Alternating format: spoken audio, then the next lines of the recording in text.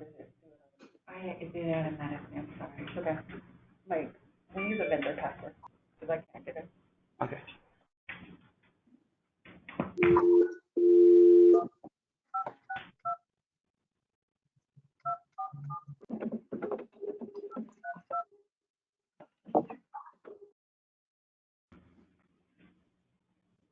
Followed by the pound or.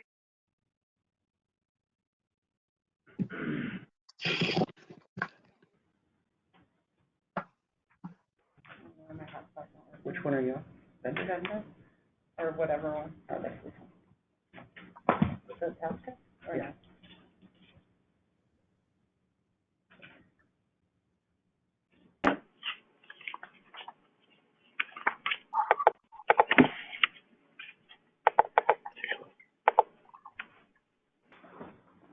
Hello, can you hear me? This is Lorelei Oviant. We can hear you. You can hear you. Thank you. Good morning. Good morning. We don't need to see her until item 14. Okay. Are you on? Or,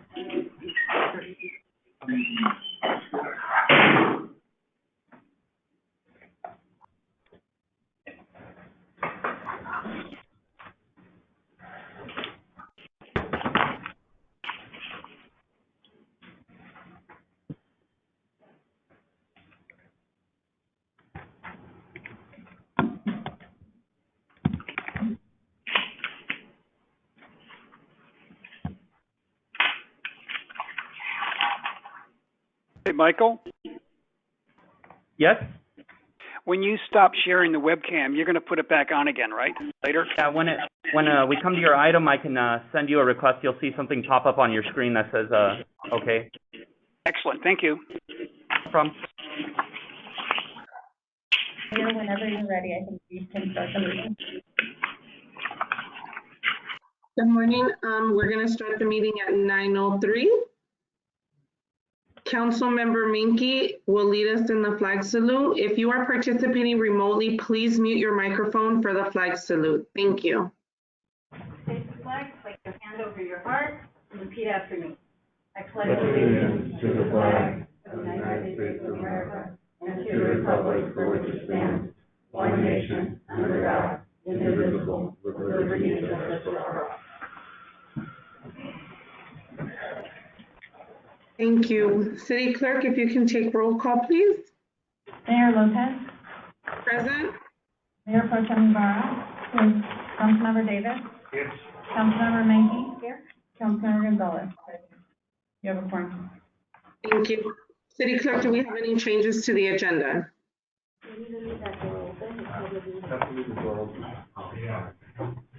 There are none. Thank you. May I have a motion to approve the agenda? Motion by Mayor Pro Tem Ibarra, seconded by Councilmember Davis to approve the agenda as posted. Mayor Lopez. Yes. Mayor Pro Tem Ibarra. Yes. Councilmember Davis. Yes. Councilmember Menke. Yes. Councilmember Gonzalez. Yes. Motion carries. Now we will take public comment from members of the audience. At this time, the public is encouraged to address the City Council on any matter that is within the subject matter jurisdiction of the City Council. The public will also be given a chance to comment on matters which are on the posted agenda during City Council deliberation on those specific matters. Is there any public comment? There is none. We will now go on to the consent calendar. All matters listed on the consent calendar are to be approved with one motion. Items may be removed from the consent calendar by any member of the council. Those items removed will be considered immediately after the consent calendar. Does council wish to pull any items from the consent calendar? Yes. I'd like to pull items 8, 9, and 12.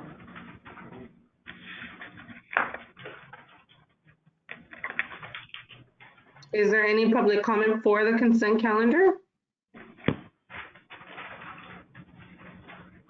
There is none. There is none. So do I have a motion to approve items 1 through 7? I move. Second. The motion would be to approve items 1 through 7 Item 10, 11, 13 on the consent calendar. Correct, yes. Motion by Councilmember Davis, seconded by Mayor Pro Tem Ibarra. Mayor Lopez? Yes.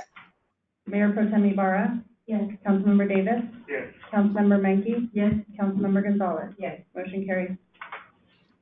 Now we will look at item number 8. Item 8 is annual statement of investment policy for fiscal year 2020-2021, and Finance Director Williams is available to respond to questions. Hi, the reason I asked to have this one pulled, I know it says that it's virtually the same form as last year, but I don't remember ever going over the policy last year. Okay, I'd be happy to walk us through just kind of a brief overview. Thank you. If that's okay.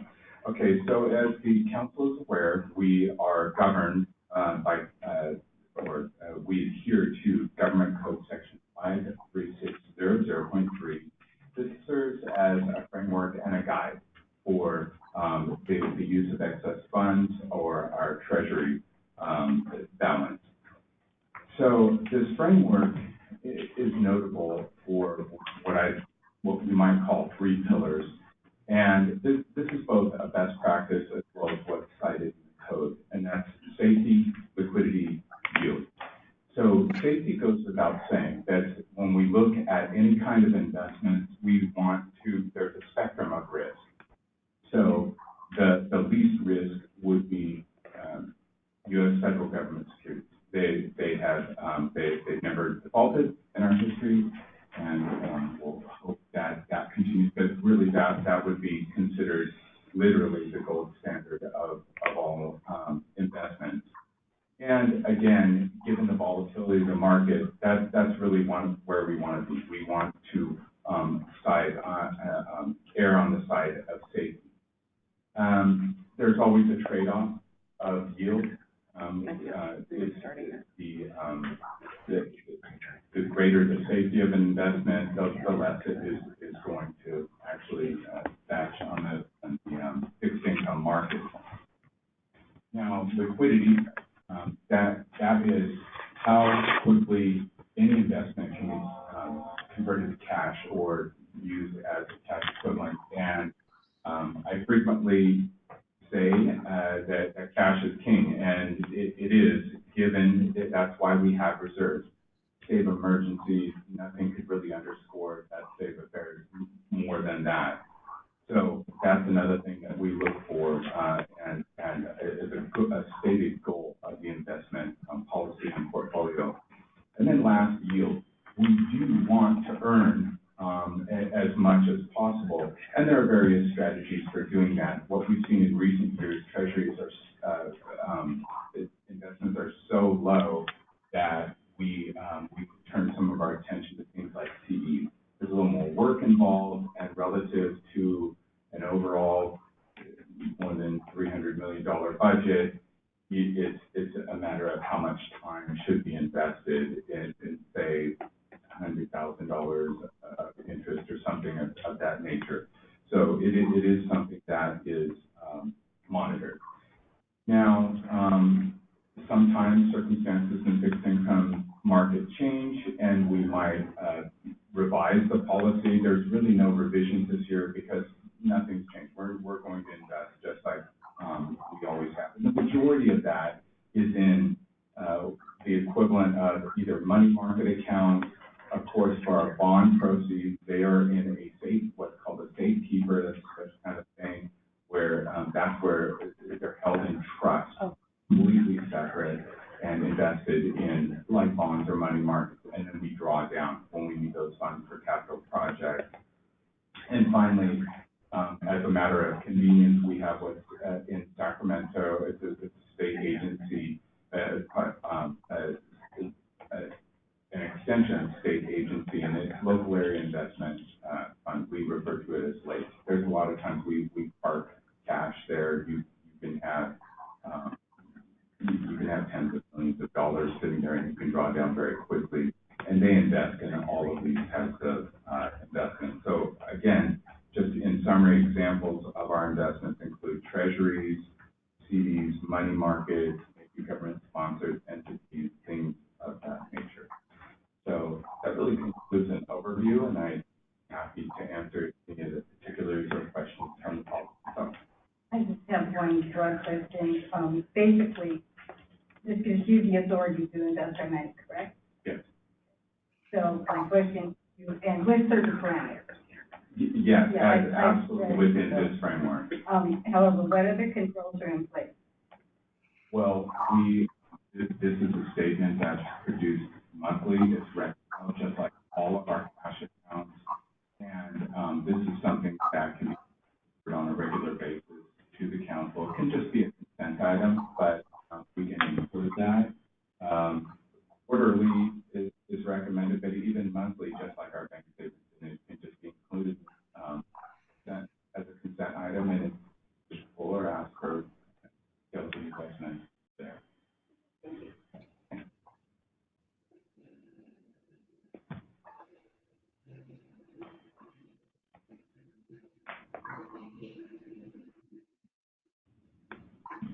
So if there's no further discussion, Mayor, it would be appropriate to have a motion on this item.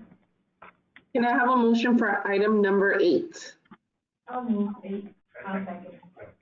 Motion by Mayor Pro Tem Ibarra, seconded by Councilmember Gonzalez, to adopt resolution number 2020-21, approving the annual statement of investment policy for fiscal year 2020-2021, and delegating investment authority to the Director of Finance, City Treasurer. Mayor Lopez, Yes. Mayor Pro Tem Ibarra, Yes. Councilmember Davis, Councilmember Mankey, Yes. Councilmember Gonzalez. Yes. Motion carries. We will now look at item number 9. Item 9 is services agreement for natural gas support services.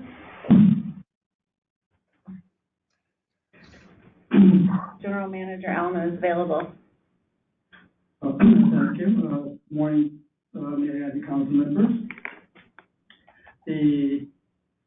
Well, you're probably aware of the scrutiny, that started about 2 years ago due to the fire in Northern California. That brought scrutiny over the pipeline gas industry. The pipeline industry is under heightened scrutiny by regulators, the media, and the public. In 2018, the Public Hazardous Materials Safety Administration, also known as PHMSA, outsourced the California Pipeline Safety Audit to the California Public Utilities Commission, basically from the federal entity. Now the audit has gone to the state. As a result, DPU has already have safety audits to the California Public Utilities Commission. DPU has been notified to expect to be audited 3 to 4 times a year. This represents a dramatic increase compared to what PHMSA was doing, which was only 2 to 3 years. From 2 to 3 years audit, now we're going to 3 to 4 audits a year. So this is a lot of audits by the California Public Utilities Commission. Additionally, DPU has been a provider of natural gas since 2005, and it needs to perform a cost of services study. It's one of the utilities, under DPU, that hasn't had, this study for a long time, and developed a business plan that hasn't been updated for a long time. So we'll be looking at the financial position for the future, and also the business plan, how we would like to expand the services to our customers, including increasing our customer base. So we need to do some kind of a financial study for the gas storage customer as well. So as you know, the gas storage college has about 180 customers today, and it's fiscally sound and it's very reliable service up to date. So DPU's gas division is a small gas utility with only 4 personnel. We have only 4 personnel. We have the ability of serving, over 180 customers. And so not large, and we don't have enough manpower to do this internally. So we depend on outside services as well, consultants, to do some of the services. We maximize the operational efficiency of gas systems by using full-time employees to handle the daily operations while using outside resources for other periodic and specialized services. In order to keep up with the specialized requirements, new regulations, and preparation for upcoming audits. The next audit coming up in October, by the California Public Utilities Commission. DQ staff has issued an RFP for natural gas support services on January 15, 2020. Three specific services were identified in that RFP: financial support, business development, and regulatory plan support. DQ received 7 proposals, and after a thorough review by the staff, Newgen scored the highest for both financial support and business development services. And integrated solutions, which is G2I, scored the highest in regulatory compliance services. The staff recommends that the City Council approve the award of 2 separate contracts for 3-year terms for a total amount not to exceed $610,000. The first one is for Newgen Services, Newgen Strategies, primarily provider of natural gas financial and business support services, not to exceed $210,000. The second contract will be to integrate solutions. That will be for compliance, natural gas compliance support services, not to exceed $400,000 for the 3 years. So the first year expenditures on the budget have been already included in the fiscal year 2021 budget. Subsequent expenditures will be targeted in upcoming years. That concludes my presentation. Please state any questions you may have. This is my question. In looking at the proposals, you explained to me that they aren't going to be doing duplicative services. That was number 1 question. Number 2, it appears that G2 in your proposal they had asked for $211,396,000, and we're authorizing $400,000. I don't understand that. Well, we're anticipating, this town work. This is just in an approval process. We're not going to pay them beyond the contract. Contract to contract. That's what. But there are incidentals. There are, contingencies. So instead of coming back to the city council again, the city administrator can authorize that the contingency amount if needed. But as far as the payment, what's inserted in our system, our finance system, is the contract amount. I guess I just don't see where it's almost $200,000. It's almost double what they were asking for in your proposal. And then with UGen, they were asking for $255,175, and we're authorizing $210,000. So that's lower. So it's confusing when somebody puts a proposal in, why we wouldn't use that amount. Except for the contingency amount, we should be using that. But it's just trying to avoid, having to do the second agreement. If we can, the payment will be subject to the terms and conditions of the agreement. It's not going to exceed that. If you like to see that, we can put in amendments to it. I just, in my experience, when what we propose should be in line with what they're asking. Do you have any instruction for staff? So my instruction would be to go with proposed price. And I have one more comment though. You were talking about additional expenses. Both of these companies are out of state, and one of them said to be determined with these costs of travel. Don't have anybody within our state that could do this kind of work? Well, the audit services is a specialized service. So out of the 7 companies that made the application proposal, they were the best. They were. I'll leave it to my colleagues to ask any other questions. How many services or firms in California are applied? I don't know that. I don't have that detail.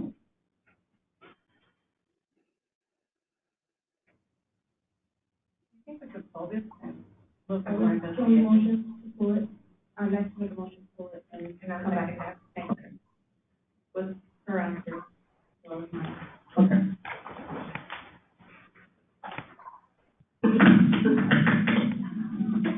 Motion by Mayor Pro Tem Ibarra, seconded by Councilmember Gonzalez to defer the item to respond to questions by the council. Mayor Lopez? Yes. Mayor Pro Tem Ibarra? Yes. Councilmember Davis? Yes. Councilmember Menke? Yes. Councilmember Gonzalez? Motion carries. We will now look at item number 12. Item 12 is fiscal year 2019-20 docket 3 grants awarded by Vernon Community Fund Grants Committee. I just wanted us to acknowledge that we get bad press, as we know, and we should recognize the good that we do, and we give out a bunch of money. So I just wanted to acknowledge that and not have it just being consent out there. I appreciate it, and thank you, Councilmember Menke. Can we pull up some consensus or keep it on new business going forward?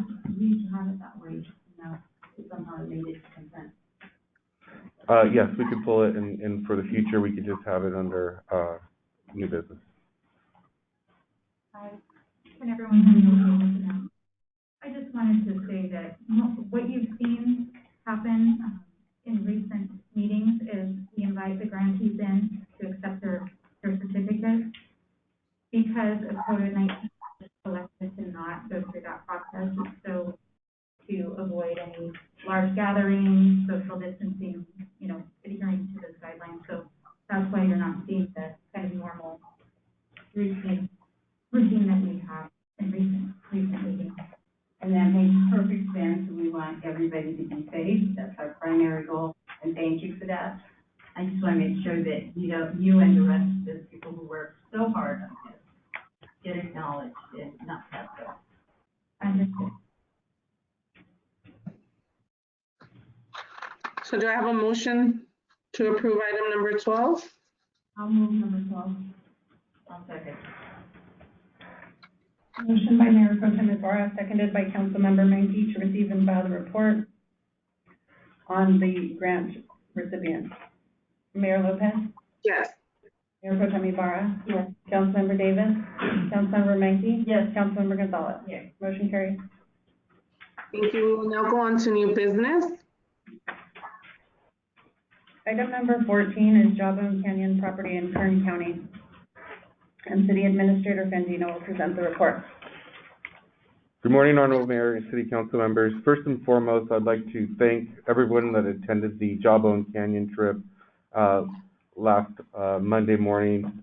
We visited with Big Five council members, members from Silverado Group, including Bill Barquette and his son and his team. We had the city attorney also attend, and with us today on the screen, she'll be joining us in a second, is the Kern County planner, which is Lorelei Abbott. Unfortunately, she wasn't able to attend the trip with us, but I wanted to set up a Q&A session with the City Council and Lorelei to discuss some of the options with our land up in Kern County. So with that, I'll turn it over to Lorelei. I also have Peter Hervish, who's available to answer any questions as well. So we can have Q&A with Peter and Lorelei and the team. Thank you.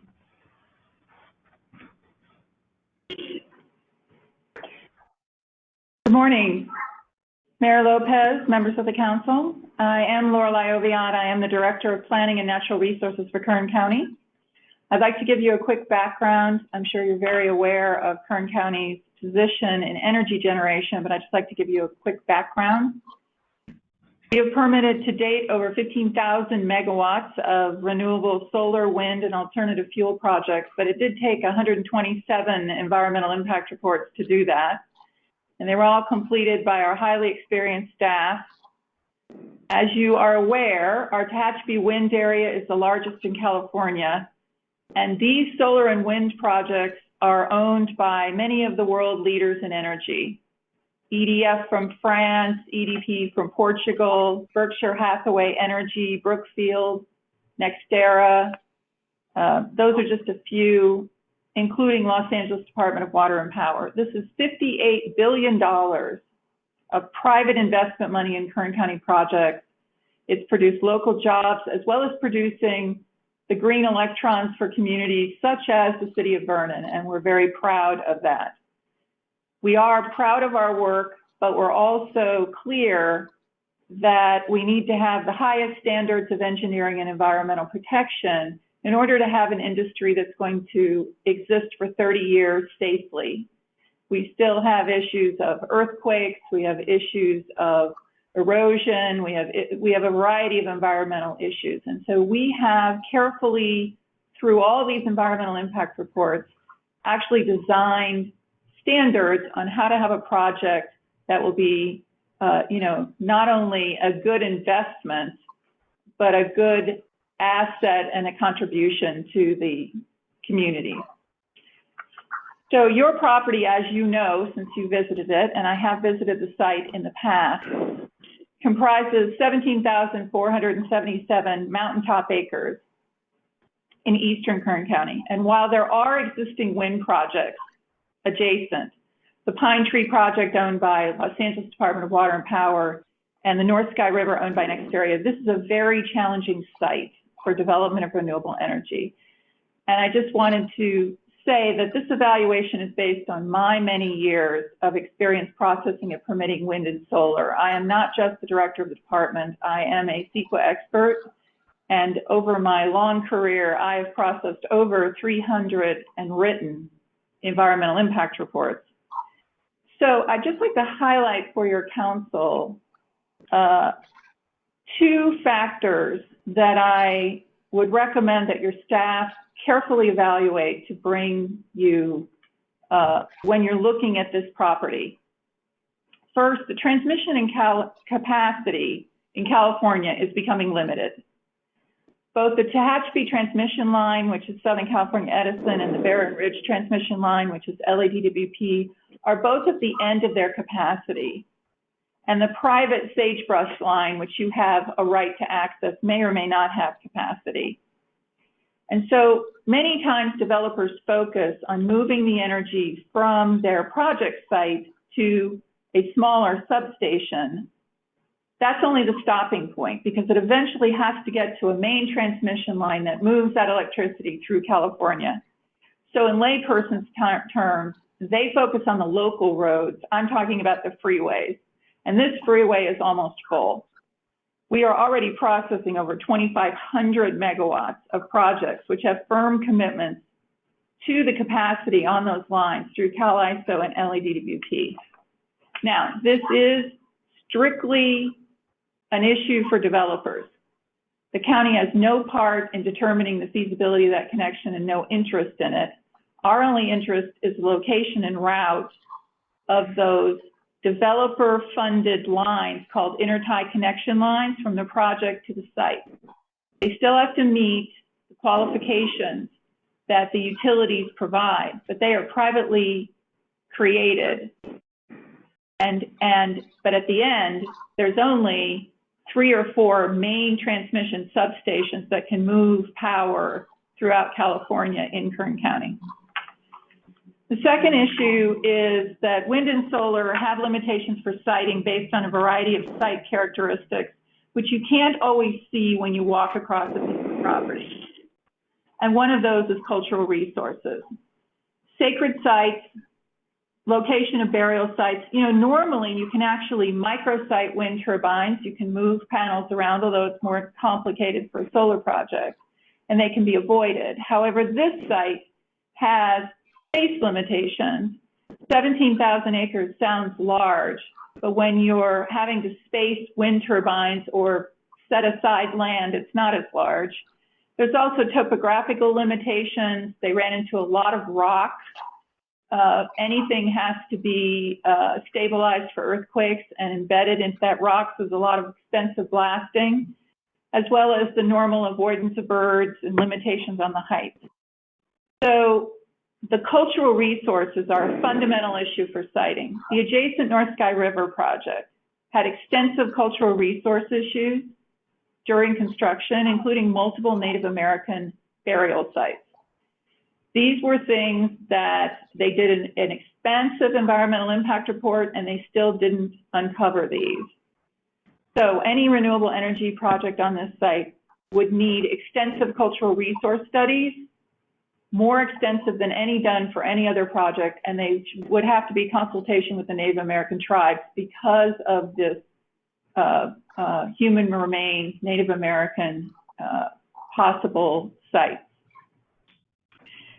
So if your council decided to move forward with a renewable energy project, this would be one of the most challenging projects ever processed for site constraints in California. A solar project, here's the pathway. A solar project would require a conditional use permit. A wind project would require a zone change to wind energy combining district. They would both require together an environmental impact report. Depending on how long the studies take, it would take at least 18 to 24 months for the processing. The city would be a responsible agency and totally involved in looking at those mitigation measures, totally involved in making sure that the process was legally sufficient. There would be a relationship between the city and the county that was separate from the applicant. So there would be documents that the city would review, and then after both the city and the county had agreed on the mitigation, agreed on the approach, then the applicant, at least in Kern County, we allow the applicant to review the document. Does not mean they write the document. It means they do get a chance to review it. Our experience is that they understand their project. They should have a place in designing that. But at the end of the day, the lead agency and the responsible agency are responsible for the integrity of the environmental process. So that's just a general overview of the pathway and my evaluation of this project, and I appreciate your time, and I'm available for any questions. Does the council have any technical questions? I have a couple questions. It appears to me that I understand what you're saying about the city being the lead person. However, it seems to me that all the issues that you mentioned would be a developer issue. Is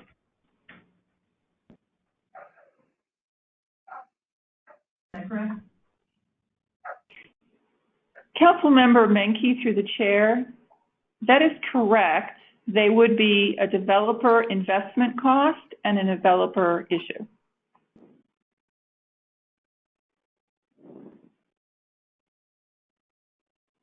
And there is an issue, as you said, with the availability of getting on the transmission lines, correct?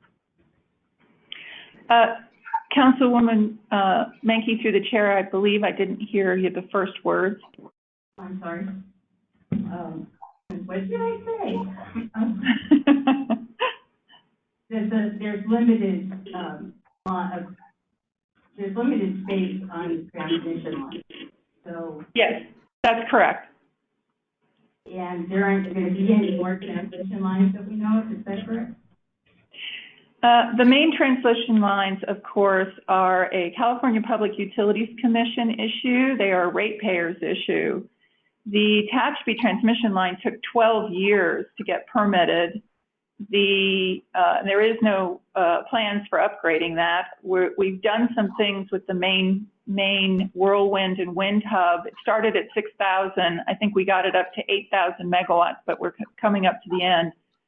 LADWP's Barron Ridge line is what they call a skinny line, and they have no intention of taking on the ratepayers and the people in Southern California who are against expanding lines. Everyone is moving towards battery storage, and we have about 3,000 megawatts of battery storage in process. When the state of California, which they do, and I appreciate that, asks me, what will it take to get to 100% renewable? I just tell them, you need more transmission, which they don't want to hear. So I guess my point being that if we wanted to move forward with this project, time is of the essence. I would agree that time is of the essence, but I think the fundamental issue that needs to be resolved is do they have access to, meaning easements to, meaning can you get to either Whirlwind, Wind Hub, or Barren Ridge, and do those places have capacity? That is not a quote, it's not a decision that CAISO makes. Instead, a developer comes to them with a plan. Here's our plan to get into the queue. So once again, the developer. Correct. Normally. That's it for me. Is there any way that you can touch base also on like the bird migration that is in that area? Certainly, Mayor Lopez. That area is next to Butterbread ACEC, which I understand the council took a look at. That's an area of critical environmental concern from the Bureau of Land Management. But we also have golden eagles up there who nest in the surrounding areas. That is one of the areas we support renewable energy, we support oil, but of course we're also concerned that we're not impacting an endangered species. So in Kern County, the most number of golden eagle deaths have been from Pine Tree and North Sky River. The Tehachapi Wind area happens to be not in an area where we have a lot of golden eagles. We did have one juvenile, but we have had more golden eagle deaths from Pine Tree and North Sky River than any place in Kern County. And they are pursuing a golden eagle take permit, which takes some time to go through the process with U.S. Fish and Wildlife. In addition, we do have the California condor, which is protected. It flies hundreds of miles, and we are working very hard to make sure that we don't injure or take a condor. Most of the wind area have now taken on this technology where they can instantaneously see that a bird the size of a condor, which is much bigger than a turkey vulture, when you see it, you know it, when it comes near or flies over, that they turn off the turbines. This, of course, is called curtailment, and it is a problem for investors. It's good for the birds. It's hard for investors. The turbines turn off when the wind is too low and turn off when the wind is too high. And every minute that the turbines are not moving, they are not producing any money or electricity. So, the investors, meaning, Berkshire Hathaway, Brookfield, all of these big investors, are very careful about their wind projects and this condor impact. And that area is a condor corridor. The condors are trying to get up into Mammoth. Now, at some point, these condors historically have actually flown to the San Gabriel Valley. Probably in 10 years, we'll see California condors impacting development down in the San Fernando Valley. But right now, they're coming from the coast up into Mammoth, Lone Pine, and coming over this site. So it is an issue that has to be looked at in the environmental impact report. Also, if you can touch base on the accessibility, we did notice that we were able to navigate up there through roads. Well, you can certainly get access to the property, which is excellent. However, depending on the size of the turbines or the panels, those roads will have to be expanded significantly. Turbines are very heavy no matter what height they are, and so they have to be reinforced. So there's a lot of work that has to be done for the access, but you absolutely have access to your property. And you did mention that when the turbines are not turning, that they're not producing any money. And we did notice there was quite a few that were not turning. Yes, and turbines are really amazing, the ones that have been perfected. They run essentially all the time. They're never taken out for maintenance. they maintain them during low wind areas when they automatically turn off. So they go 365 days a year whenever the wind blows. And so the longevity of whatever technology is used has to be proven up. We've had many, many prototypes that have come to Kern. I'm always excited to see a new prototype. I helped them get a pilot project. Every single one of them has failed after a year and a half, and these turbines have to go 30 years. So part of the problem and the reason we don't have new technology, which if you Google wind on the internet, there's all these different kinds of prototypes, is because they haven't shown that they can go forever, essentially, without extensive maintenance. And once again, as they like to say, when the turbine's not turning, nothing's happening. And so investors do that, make evaluations based on wind hours, like how many hours. Does the council have any, thank you for that. Does the council have any further questions? I have one thing to add. Once again, I believe, and correct me if I'm wrong, that issues of the roads, the condors, and type of turbines or solar panels that are going to be on the property. Again, once again, that is the developer's issue. Sorry. Yes, thank you. Councilwoman Menke through the chair. It is the developer's issues. However, the mitigation is the responsibility of, the lead agency and the responsible agency. And the issue is the cost. At some point, the amount per kilowatt that this project can sell their power to, including for your ratepayers, is impacted by how much mitigation goes on. And the more expensive it is to produce a project, obviously that money only goes one place. It goes on that bottom line. And the competition is fierce now. I mean, we were commenting that 8-Minute Energy has now produced 2 cents a kilowatt battery storage. Well, they produced that in Kern County, and it turned out that that particular battery storage project was on a project where they already had an environmental impact report for another project. If they had had to invest another $500,000, I'm not sure they could sell their battery storage for 2 cents. So in the bigger viewpoint, the issue is how much do these site constraints and challenges weigh into how much the electricity is going to cost? But it is and I have no doubt that your council and your staff, along with my staff and my board, will balance, as we always do, business needs with the environment. We all need a place to live. We all need a place to drive. And we're balancing these things.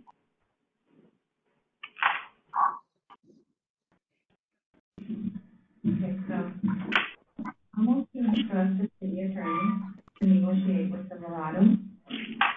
We're servicing this on this property. I'm sorry, before we have a motion, we do public comment.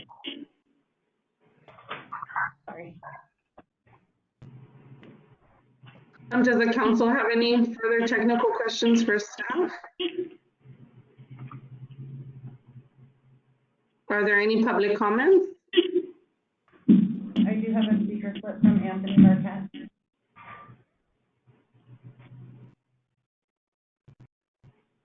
Good morning. My name is Anthony Barquette, and I'm President and CEO of the Silverado Company. Thank you, Mayor Lopez, and members of the City Council, as well as City Administrator and members of the Chamber of Commerce, for your time and interest in the recent field trip to the Tehachapi project. I also thank you very much for allowing me to speak this morning. As you know, this expanded asset has sat idle for 10 years, finding no return on investment to your residents. Due to this time, various efforts, including past requests for proposals, were unsuccessful. We believe now is the time to make this asset work for the city. Given the current economic conditions, Silverado, along with our colleagues, International Brotherhood of Electrical Workers, Building and Construction Trades, BNC Bank, we believe we can make this project a reality. California's mandate for renewable green energy by 2030 is best achieved through collaborative, resilient projects.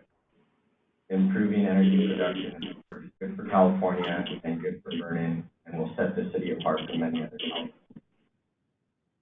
We strongly believe that the Hatchbury project provides an ideal location for renewable energy generation, but working together strongly with Kern County through the issues of environmental and cultural will be the key step. This project will return investment dollars back to the city of Vernon, putting a stranded asset back to work, as well as putting people back to work at the time when every job counts. We believe we are the right partner to work with the city of Vernon on this, as well with our resources and conditionally improved financing and a great collaboration with the unions. We believe next steps would be to exclusively negotiate with your city attorney. I thank you for your time and consideration, and I'm happy to answer any questions that you may have. Thank you. Does the council have any questions? There's an additional public here. Good morning, Marisa Odin with the Vernon Chamber of Commerce, and I thank you for the invitation to go in the job on trip last week. It was a very eye-opening experience. Heard a lot about the project, the property. As you know, the chamber represents 1,400 businesses in the city of Vernon, most of which are top ratepayers in the city. The city has been very aggressive in its approach to meet renewable energy, the mandate set forth by the state of California. Vernon established quickly an RPS pass-through, so it was a rate increase. On top of the escalating rate increases that occurred, the city went through a very collaborative process to help ratepayers and customers understand the renewable energy mandate. The city currently, right now, is in a great position, strong position. We've achieved 36% of the renewable mandate, well ahead, and they will achieve, I believe, 50% by 2025. As you know, we agree there are aggressive mandates for 60% by 2030, 100% 2045. So there's no doubt that there's great interest in the Tehachapi land, as the planning director, Lorelei, outlined that they are simply running out of land, and frankly, the transmission limitation is very obvious. The chamber right now definitely opposes and would remind the council to oppose your motion that you're about to make, Council Member Gonzalez, and to just remind the council of the reforms that we did and the very public process that we went through. Right here in the State Auditor's Report of 2011, this was spearheaded by our former speaker, John Perez, that identified the corruption and the types of deals that were made in the dark. And so in this, the audit report outlined that the city, and recommended that the city go through a very public process through RFPs, fully vet projects with science and evidence and justification and analysis of how they should do these projects. Also, the city has established the integrated resource plan, IRP, that went through a very public process. They have an energy policy that was established. The Vernon business community, together we work with the city on the electric rates committee. So we're very well versed in the renewable energy project and the mandate, also well versed in the Tehachapi property. And the fact that I also was able to talk with Lorelei about the challenges of the property that we have here. Some of the cultural issues are a big pause. I think we should all pause on the land that is there now, and the fact that we may have some Native American burial sites there. that is very concerning. Also, obviously, some of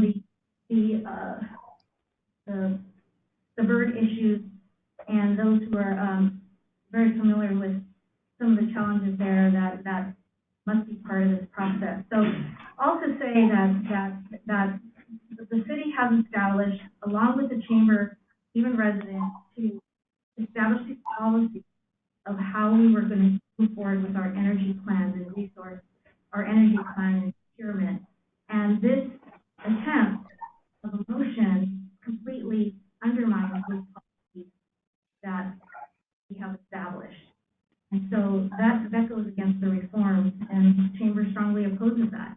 We strongly support an open and public process that fully vets projects.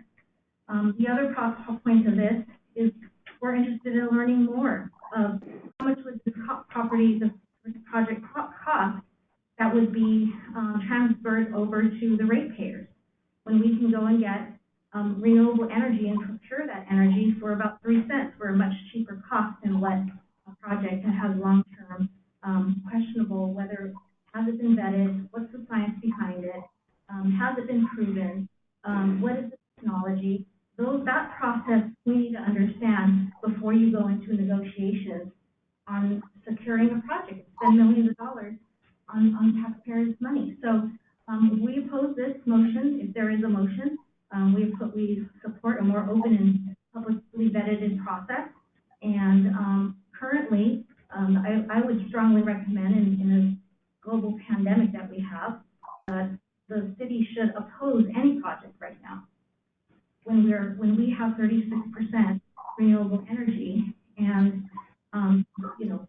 just because other outstates would like for us to do a project doesn't mean it makes economic sense. So I would have them prove that to us.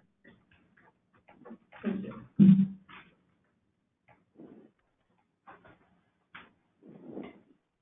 Do we have any further public comments? I think that's it. Can we enter into deliberations first? Or would that be after? Make a motion, then you can discuss the motion. Okay, so I move to instruct the city attorney to negotiate with Silverado.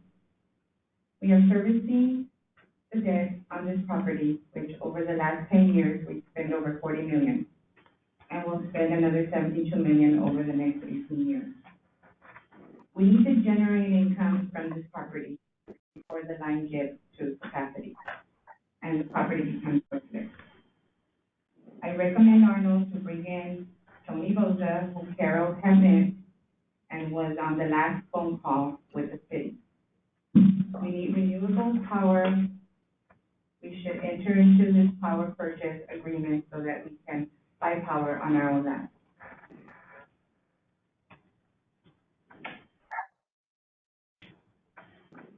I'll second the motion.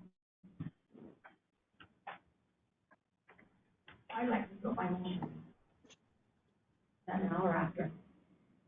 Yeah, I would like to make a comment as well. So, Melissa, Mayor Pro Tem Melissa Ibarra, go ahead.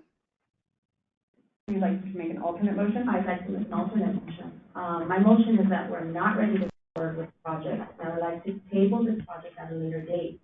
But we don't have any developer specs and project costs and anything to discuss or move forward with. So I feel like you guys are going into a project that we don't know too much about other than what they're offering, and we haven't even seen anybody else's offer. So that's my motion, to table it for a later date and discuss it later. I wanted to say that I would not feel comfortable to support any project at this point.